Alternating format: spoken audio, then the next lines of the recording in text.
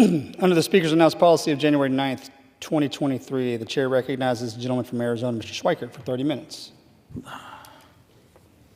Thank you, Mr. Speaker Pro Tem. So we have a half an hour. Consider that mercy for everyone who's had to deal with some of these presentations. I want to walk through. The original goal tonight was actually to do some things that were a bit more optimistic, some things that we've identified where you could actually modernize and cut the cost of this government and actually do the job that we're supposed to do here. But I need to clear up a couple things. So first, I owe everyone, because apparently last week when I was speaking so fast, I didn't explain this particular chart. So I'm making up for myself last week.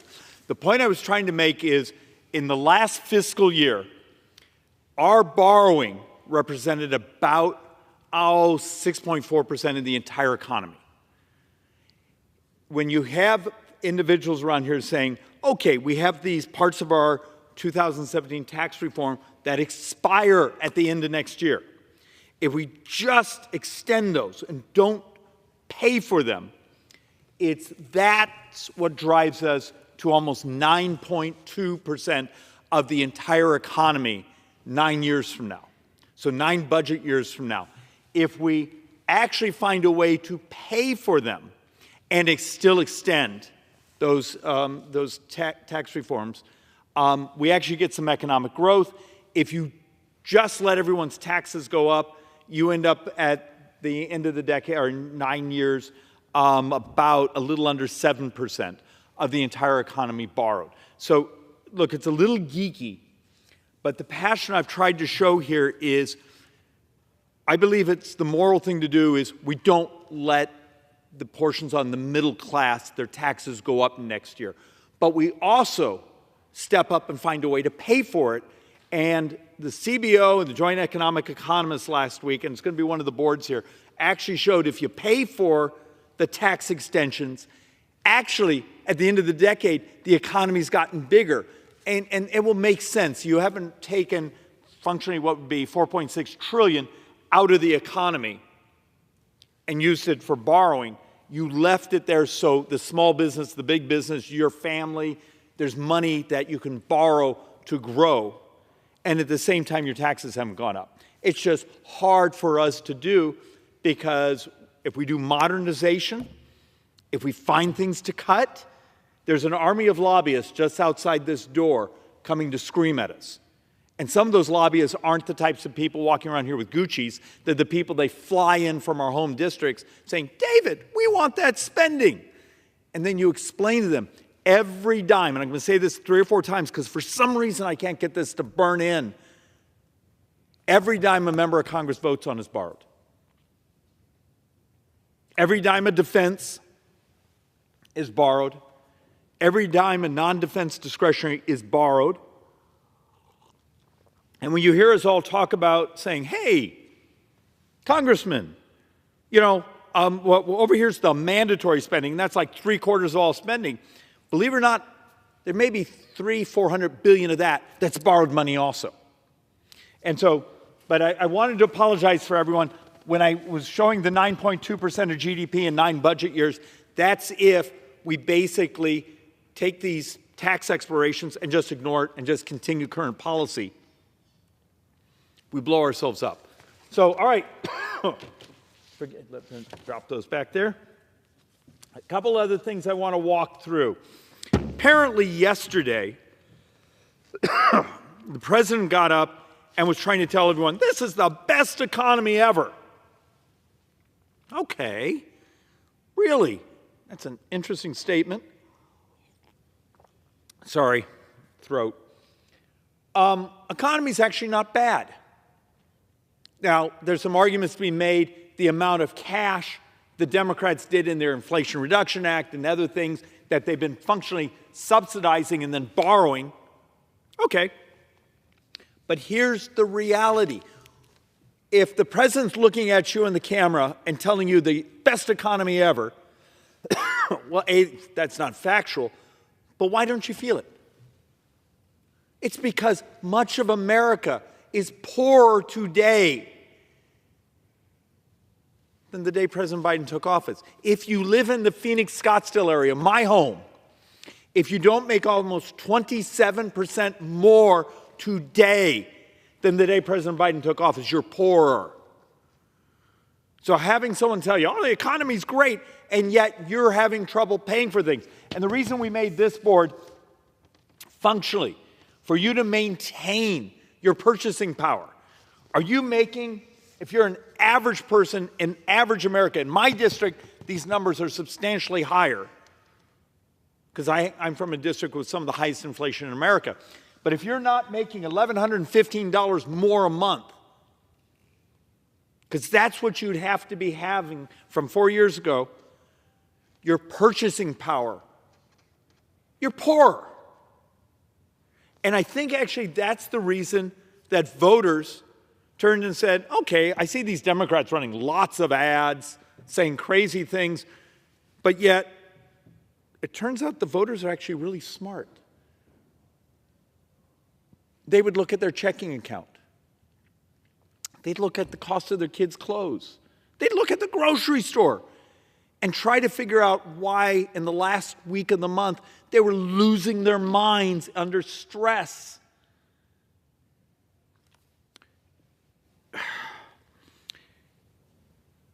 There's a lot of folks here that say things that just from an economist standpoint are insane.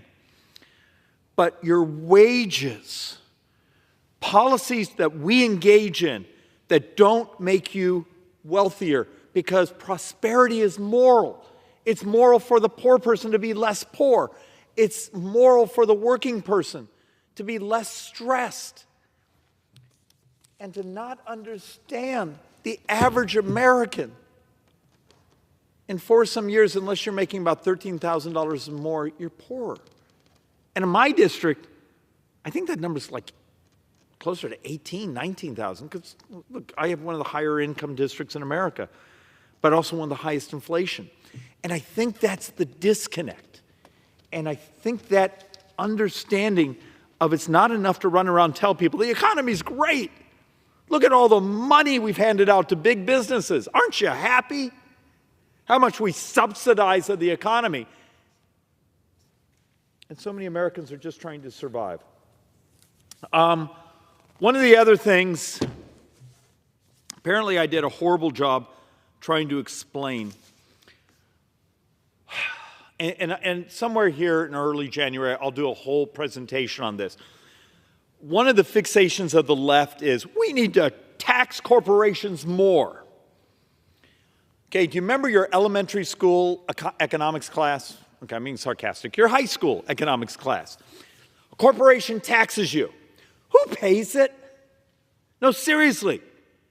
You don't think that doesn't pop up in the wages you pay your workers and the prices you pay as a consumer? In many ways, corporations are nothing more than pass-through entities. So when we did the tax reform in 2017, there was data that was coming out in the next couple of years that showed about 67% of those corporate tax cuts actually worked their way into wages. Remember, before the pandemic, we had some of the most robust growth of wages in American history, where the poor got less poor. Yes, wealthy did well. Now, there's a whole discussion, and one day I'm going to do a whole thing of what this government, the Federal Reserve, did to inflate assets, and that's actually where much of the wealth came from, was monetary policy, not tax policy. And the folks around here that don't do economics, that's for a different discussion. But what happens in a world where we can show we lowered taxes? Well, did that? Actually, it turns out we did something more complicated than that. You do realize what we call the TCJA. In 2017, there was like $7 trillion over 10 years of tax cuts. You know, there was like $5.5 trillion of tax hikes. Because the idea was to modernize. It had been 30-some years since the United States had updated its tax code, and much of the rest of the world was kicking our heads in. Do you remember the stories that President Obama over and over and over and over and over talked about? These companies are leaving America. They're moving their intellectual property to Ireland and these things. We fixed that. We made it so you wanted to be domiciled in the United States. That's why we had the miracle, the job growth, but also the wage growth. Before the pandemic, we had the fastest closure of income inequality in modern history in America. I would argue that's moral. When you get economic policy, when you get tax policy, when you get regulatory policy right, it's moral. People are less poor. And yet, so often I watch these people come behind these microphones and they say things that aren't true. So I was trying to point out in last week's presentation, just if you look at expenditures on growth and growing businesses and investments, when we did TCJA, you can actually see, the G7, without the United States in it, they were growing about the same. They were investing about the same. We exploded in growth. So back to your high school economics class. What are the two ways you pay people more? Your wages go up. So you're out there in the private sector, not government, because we're a distortion. What are the two ways your wages go up? Come on. You all showed up for your high school economics class. Inflation, your wages go up. But that just means you're treading water. You got paid more because everything costs more. Productivity. Things in the tax code, in the regulatory code, that get a business to buy the new piece of equipment that's better, faster, cheaper. Those investments in capital equipment, you're able to make more of whatever you do. Your employer is able to pay you more. It's how you create wage growth. And some of the idiot class here, I say, well, we're just going to tax businesses more. You do realize every economic model says is when I raise corporate taxes, it's the workers that ultimately pay for it, because your wage growth flattens out. But it's great politics, crap economics. And look, I did this earlier in the year. I brought all these charts trying to show that much of the wealth of this country, thank heaven, before the insanity of the pandemic, we had the tax reform, the regulatory reform, and the robust economic growth. Could you imagine if this country was at an anemic growth rate when that happened, what our lives would have been like? It's also one of the reasons we exploded out. Now, we spent too damn much money. There was too much fear, a number of stupid policies that hopefully we'll put into the history books that no one else will repeat. But the fact that we had modernized the tax code, it's what's given us a fight. And when President Biden yesterday was taking credit for a great economy, I sure hope he looked in the camera and said, thank you, Republicans, for modernizing our tax code so we maximize economic expansion and corporate stability. Because much of the wealth that this country, much of the opportunity, much of the employment base, and the way we can afford that is because we have a competitive tax code now where the rest of the world stops stealing our jobs. So, and one other thing I want to help try to understand, because every time I go near this subject, I get people, because their brains are sort of caught, and I don't mean to say this mean. I'm not trying to be mean. All right, let me walk through a concept. Mr. Speaker, you're from a state that produces hydrocarbons, oil, things of that nature. Back in the 70s and 80s, do you remember the posters, "No war for oil"? The world competed with each other for hydrocarbons. Do you remember? I had a professor back when I was a younger student who was famous for writing these papers about peak oil. The world's going to run out of hydrocarbons.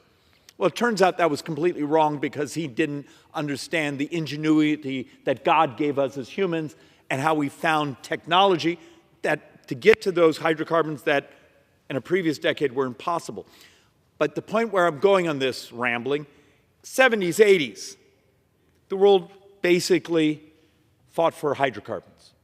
Last decade, in many ways, we positioned ourselves for rare earths, because that was the future economic of the world economy. Really, really smart economists right now are saying this decade, the next decade, and the decade after that, do you know what the world's going to compete over? Smart people. The entire industrialized world is starting to, if not collapse, dramatically fall. You see the things going on in South Korea and Taiwan and much of Europe, the numbers happening all around us. In the United States, if you look at some of the Census Bureau data, I said this last week, it could be as early as 11 years from now, the United States will start having more deaths than births.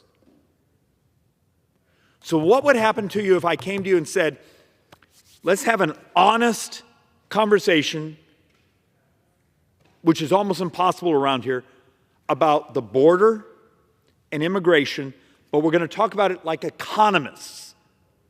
Not our hearts, not our passions, not our anger, economists.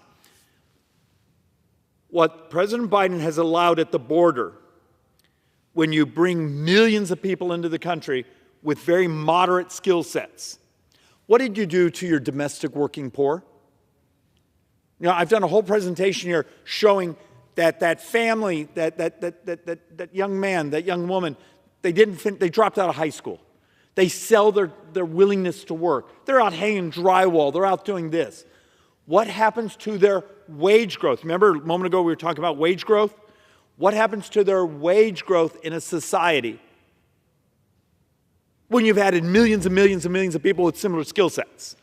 You crush the working poor. This is actually why, if you look a couple decades ago, it was the Democrats, back when they gave a darn about working people, that actually cared about locking down the border, about taking on low-skill immigration. Those of us from border states, you see the chaos we've had to deal with. You know, it drives us insane when, you know, buses showed up in, you know, New York or Chicago and they lose their minds. And you look at some of the members from Congress, you know, from those states, and you look at them and say, you've been doing this to us for years, and now you figured out what we go through every single day? But back to the economist. So the morality of when you flood a country of a certain level of skill set, you just made your working poor poor. There's an economic model out there that says it will be 10 years before the domestic working poor in America start to really see their wages go up outside inflation. And it's just because of population dynamics. How many other people are willing to sell their labor cheaper than they're willing? Flip side, and President Trump actually hit this, and hit this brilliantly. We're insane. We bring in smart people from all over the world to our universities. We educate them. We teach them our engineering. We teach them our biology. We teach them things, and then we send them home to compete against us. In a time where you need the society to become more productive. Remember, back to our high school education, as a society becomes more productive, our wages go up. And wages go up, we actually take in more tax receipts, but that's a side benefit. But wages grow up in a productive society, and then the cascade event, you may not be the person with the PhD in synthetic biology, but your wages go up when that person's down the street making a hell of a lot of money and changing the society and the economy for the future and the better. Well, it turns out, this last summer, we unleashed some of my joint economic economists to just try to do some of the math. Here's what I was talking about, low-skill immigration. Asylum seekers, they consume hundreds of thousands of dollars of social services. That's the nature of our country. You know, if you can't afford it, you get health care. If you can't afford it, you get these other types of benefits. If you can't afford it, we'll get you housing. You know, our education system is based off the tax system. High skill, we actually make millions. Well, in this case, $800,000, $900,000, $900,000 in sort of the tax receipts and those things over a full career. Now, the fact of the matter is, I have some much fancier graphs that also show the age spectrum, because you got to say, you know, a young worker compared to an older worker, the number of years they're able to participate in the economy at a higher wage level. Bingo. And that's actually why Canada, Australia, New Zealand, Great Britain, the rest of the world we compete with have all gone to a point talent-based system. We are functionally the last country, last industrial country in the world that does a familial system. And I promise you I'll get some very angry things coming to my office, but I'm being honest. Our immigration system is substantially based on who your family is. My cousin moved in, they're sponsoring me. It's a family chain migration system. But the rest of the world has figured out that as birth rates have collapsed around the world, people, we're desperate for people. I'm going to show you some charts coming where as a country that our birth rate started to roll over in 1990, we need people. Part of my job with the Joint Economic Committee, part of my job on Ways and Means is how do I finance all the things that people show up here wanting?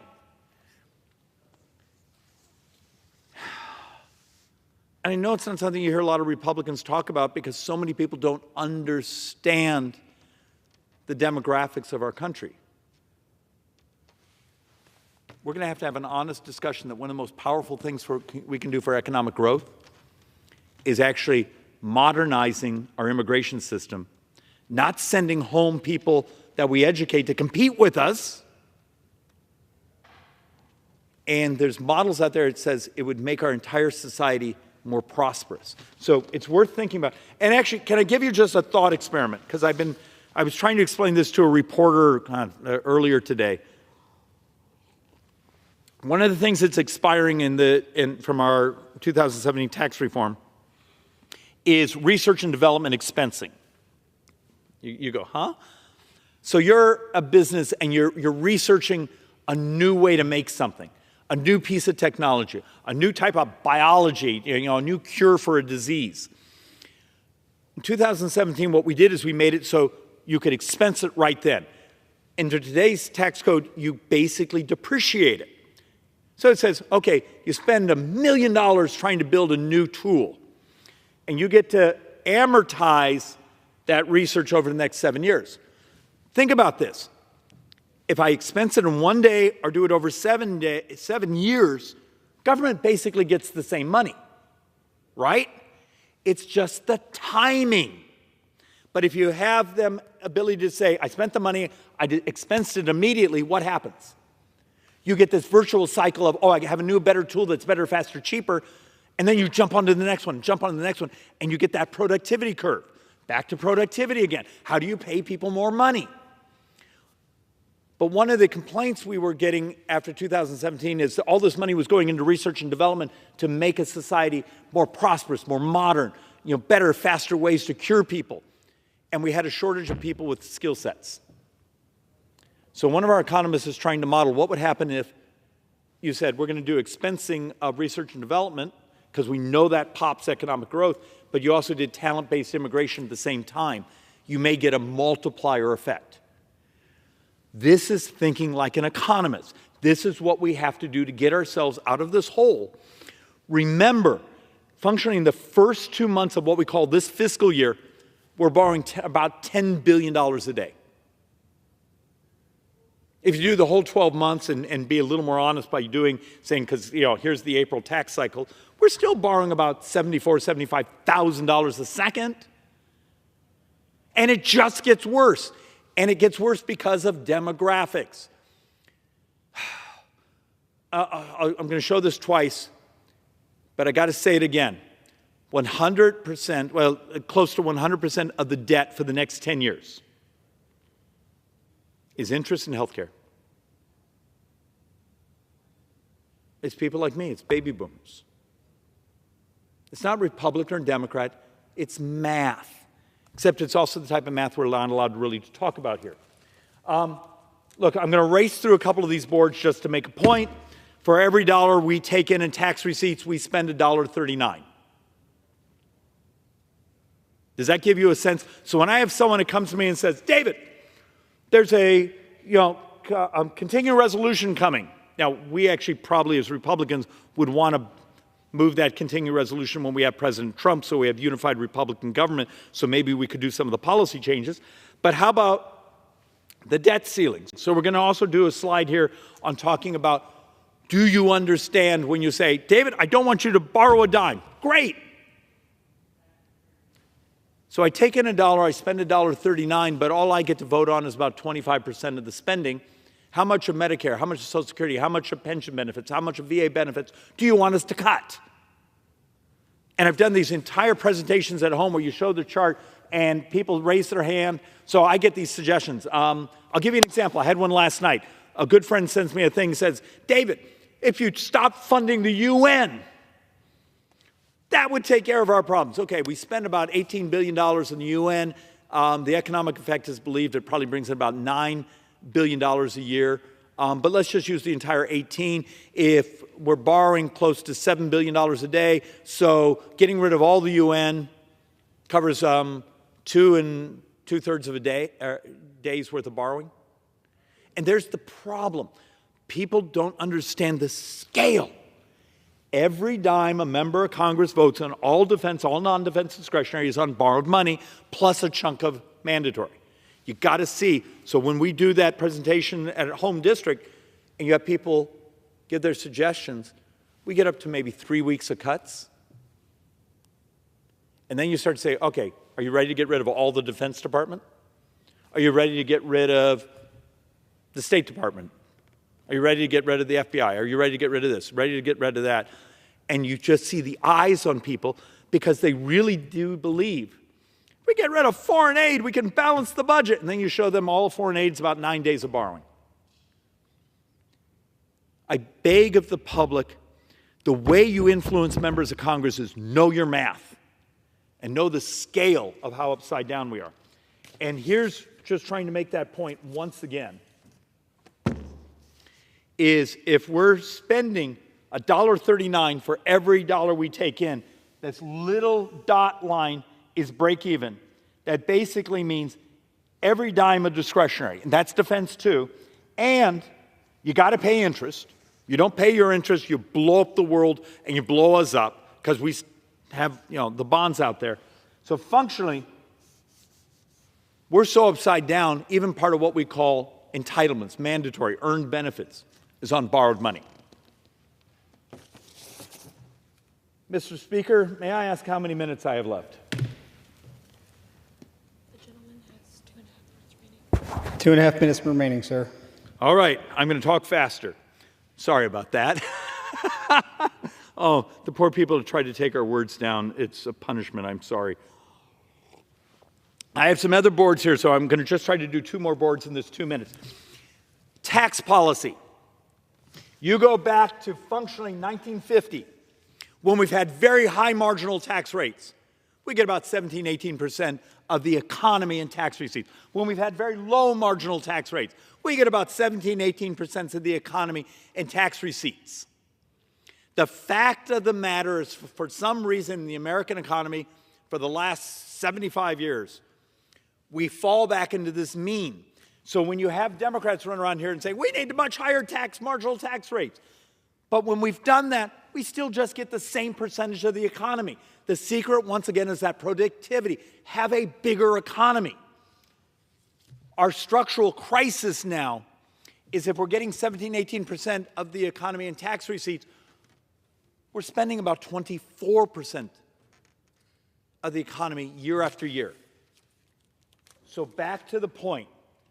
This is the pie chart. Every dime of non-defense is borrowed. Every dime of defense is borrowed. You got to pay your interest. And remember, interest is now our second biggest expense in government. It's number 2 now. And part of this red here is also on borrowed money. There's ways to make the math work. The willingness to modernize this government, the willingness to use technology to crash the price of this government, crash the price of health care, but make us a healthier society. There's a way. I sometimes just feel like an idiot. I come behind this microphone every week. I do charts. I show these things saying, here's ways. Last week I showed, I think, $100, $200 billion of savings we could have in government by just modernization. There's hope. But I only think we have maybe 3 or 4 more years to start to understand how upside down we are. Mr. Speaker, I know I'm out of time. Thank you for your patience. There is hope, but there's only hope if the American people start to hear these words and start to push those of us in Congress to do the right thing. I yield back.